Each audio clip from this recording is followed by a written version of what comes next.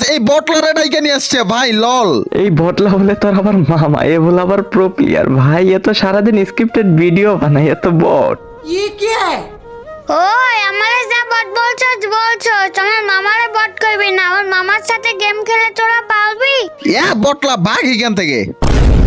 ভাই মানে কি, মানে ওরা আমারে অপমান করে কিক দিছে, এইসব গুলো কি ভাই? এখন মানুষের কাছে দুই একটা ভিভ্যাস ভালো কালেকশন হলে নিজেদের কি মনে করে আল্লাহ জানে।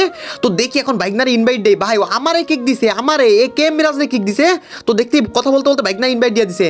হ্যালো হ্যালো, ওই তুই আমার মামারে কিক দিলি কালে? পিচ্ছি তুমি এই বটটাকে আবারও কেন ইনভাইট করছো?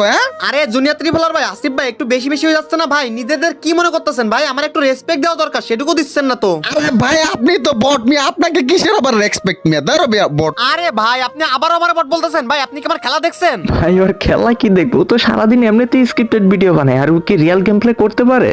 बहुत तेज हो रहा है बहुत तेज हो रहा है।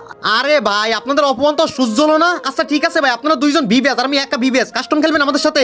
আরে লল ভাই, আমাদের দুইজনের কাছে বিভেজ আর তোমার কাছে একলা, আর তুমি তো স্ক্রিপ্টেড ভিডিও বানাও লল ভাই। ছি ওই জুনিয়র টিপলা চান্দুল করে চান্দু, তোর টাকা বলে ফাটাই দেবো আমার মামারে যদি আর অপমান করস। ওই বেটালা, তোদের যদি সাহস থাকে আমাদের সাথে কাস্টম খেলতো।